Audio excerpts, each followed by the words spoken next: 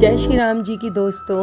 आज मैं आपके लिए एक बहुत ही महत्वपूर्ण वीडियो लेकर आई हूँ और एक प्रश्न भी आपसे पूछना चाहती हूँ कि मुझे आप सब लोग बताइए कि आपको भी अयोध्या राम मंदिर प्राण प्रतिष्ठा का क्या आपको कार्ड मिला है और आपको पीले चावल मिले हैं, यानी कि जो अक्षत हैं रंगे हुए पीले, क्या आपको भी वो चावल मिले हैं और उन चावलों का आप क्या करने वाले हैं? मुझे इसका कमेंट दीजिएगा तो मैं आपको बताऊंगी कि उन चावलों को आखिर आपको क्या करना है। दोस्तों, आप सभी लोग जानते हैं कि 22 जनवरी हम सब के लिए बहुत ख़ास होने वाला है, क्योंकि 500 वर्षों बाद हमारे सबकी प्रतीक्षा खत्म होगी और रामलला हमारे जो हैं वो मंदिर में विराजित होंगे, उनकी प्राण प्रतिष्ठा होगी। तो मैंने सोचा कि हम लोगों को भी कुछ ना कुछ तो करना चाहिए, क्योंकि हम सब हैं हनुमान जी के भक्त और हनुमान जी तभी प्रसन्न होते हैं जब हम राम जी की भक्ति करते हैं।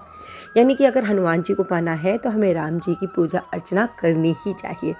तो दोस्तों, आज आपके लिए लेकर आई हूँ राम जी के जन्म से जुड़ी हुई बहुत ही सुंदर कथा। मैं चाहती हूँ कि आप सभी लोग इस कथा को सुनिए।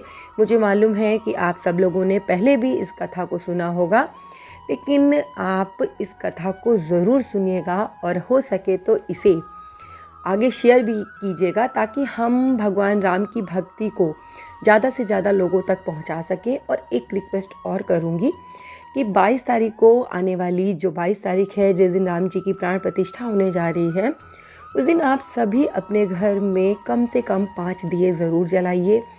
और जैसे आप घर में किसी बच्चे का बर्थडे मनाते हैं या आप घर में दीपावली होली मनाते हैं, अपने उत्सव मनाते हैं, उसी तरीके से आपसे जो भी बन पड़े घर में, आप अपने घर में उत्सव ज़रूर कीजिएगा प्रसन्नता के साथ। आपसे जो बन पड़े, मैं ये नहीं कहूँगी कि अपने आप को परेशान करके आप कुछ कीजिए, लेकिन आपसे जो बन पड़े ईज़िली उसे ज़रूर कीजिए। घर में दीपोत्सव कीजिए, बढ़िया बढ़िया पकवान बनाइए, भजन कीजिए, भगवान को याद कीजिए, स्मरण कीजिए, और जब भी मौका मिले तो रामलला के दर्शन करने के लिए ज़रूर जाइएगा।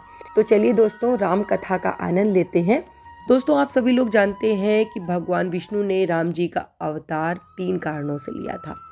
रावण और कुंभकर्ण का वध करने के लिए, दूसरा था मनु और शत्रुपा को दिए वरदान के कारण, और तीसरा नारद मुनि के श्राप का मान रखने के लिए विष्णु जी ने राम जी का रूप धरा था।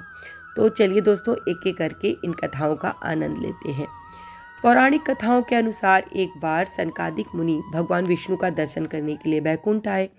उस समय जय और विजय नाम के 2 द्वारपाल पहरा दे रहे थे। जब सनकादिक मुनि द्वार से होकर जाने लगे तो जय विजय ने हंसी उड़ाते उन्हें रोक लिया। क्रोधित होकर सनकादिक मुनि ने उन्हें 3 जन्मों तक राक्षस कुल में जन्म लेने का श्राप दे दिया। क्षमा मांगने पर सनकादिक मुनि ने कहा कि 3 जन्मों के बाद तुम्हारा अंत भगवान विष्णु ही करेंगे। इस प्रकार 3 जन्मों के बाद तुम्हें मोक्ष की प्राप्ति होगी। और दोस्तों, पहले जन्म में जय विजय ने हिरण्यकश्यपु और हिरण्याक्ष के रूप में जन्म लिया। भगवान विष्णु ने नरहा अवतार लेकर इनका अंत किया। दूसरे जन्म में इन्होंने रावण और कुंभकर्ण जैसे महान शक्तिशाली राक्षस के रूप में जन्म लिया। भगवान विष्णु ने राम का अवतार लेकर इनका वध किया।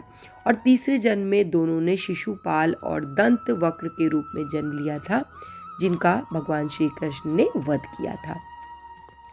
वहीं दूसरी कथा के अनुसार मनु और शत्रुपा को भगवान विष्णु ने वरदान दिया था, जिसके कारण उन्हें धरती पर राम का अवतार लेना पड़ा।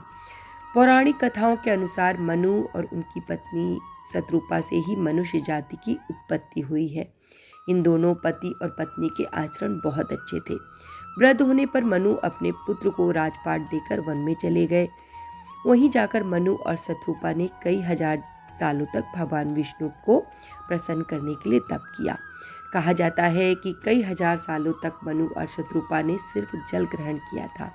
मनु और शत्रुपा के तप से प्रसन्न होकर भगवान विष्णु उनके समक्ष प्रकट हो गए और उनसे वरदान मांगने को कहा। मनु और शत्रुपा ने श्री हरि से कहा कि हमें आपके समान पुत्र की अभिलाषा है। उनकी इच्छा सुनकर श्री हरि ने कहा, इस संसार में मेरे समान और कोई नहीं, इसलिए तुम्हारी अभिलाषा पूरी करने के लिए स्वयं तुम्हारे पुत्र के रूप में मैं जन्म लूंगा। भगवान ने आश्वासन दिया कि कुछ समय बाद आप अयोध्या के राजा दशरथ के रूप में जन्म लेंगे और माता शतरूपा कौशल्या के रूप में जन्म लेंगी और आपकी पत्नी होंगी। उसी समय मैं आपका पुत्र बनकर आपकी इच्छा पूरी करूंगा। इसी प्रकार मनु और शतरूपा को दिए वरदान के कारण भगवान विष्णु ने धरती पर मर्यादा पुरुषोत्तम भगवान राम का अवतार लिया था। कामदेव की माया से मुक्त होकर जब नारद मुनि को इस बात का अहंकार हो गया कि उन्होंने कामदेव पर विजय प्राप्त कर ली, नारद मुनि इस बात का बखान करने के लिए भगवान शिव के पास पहुंचे।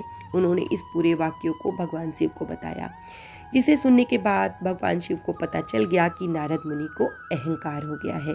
शंकर जी को लगा कि नारद को इस अहंकार से मुक्ति दिलानी पड़ेगी और अगर विष्णु जी को ये बात पता चल गई तो नारद मुनि के लिए अच्छा नहीं होगा। इसलिए भगवान शिव ने नारद से कहा कि जो बात तुमने मुझे बताई है उसे श्रीहरि को मत बताना।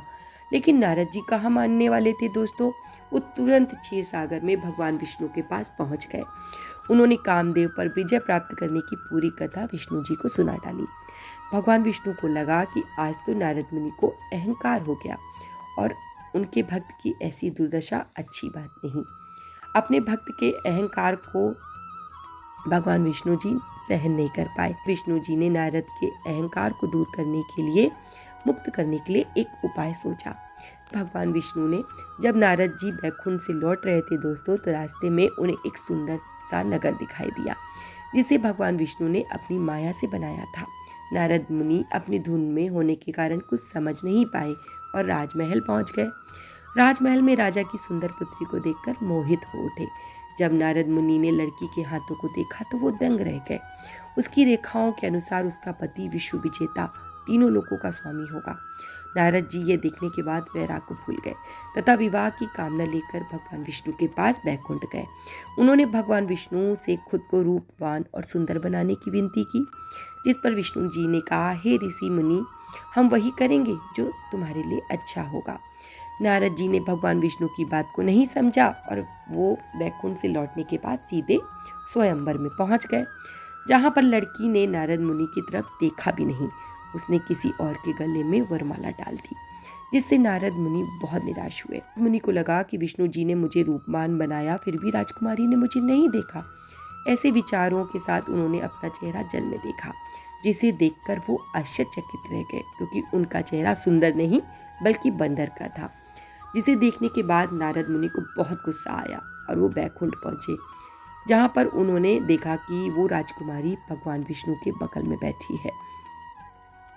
जिस पर क्रोध में आकर नारद ने विष्णु जी को भला बुरा कहा और श्राप दे डाला कि जिस प्रकार आपने बंदर के समान मेरा मुख बनाकर उपहास बनाया है, मैं भी आपको श्राप देता हूँ कि आप पृथ्वी पर मनुष्य का अवतार लेंगे और आपको उन्हीं बंदरों से मदद लेनी होगी। इसी प्रकार आपको भी स्त्री वियोग सहना पड़ेगा। नारद मुनि के इस श्राप के कारण भगवान विष्णु ने धरती पर मर्यादा पुरुषोत्तम भगवान श्री राम के रूप में जन्म लिया। दोस्तों, भगवान राम की तो लीला अपरंपार है और आप सभी जानते हैं अयोध्या में जो भगवान राम का मंदिर बनने जा रहा है वो बहुत ही भव्य और सुंदर है। आप सभी लोग अपने घरों में 22 जनवरी को भगवान श्री राम का स्वागत करें और आपसे जो मन पड़े वो ज़रूर करें।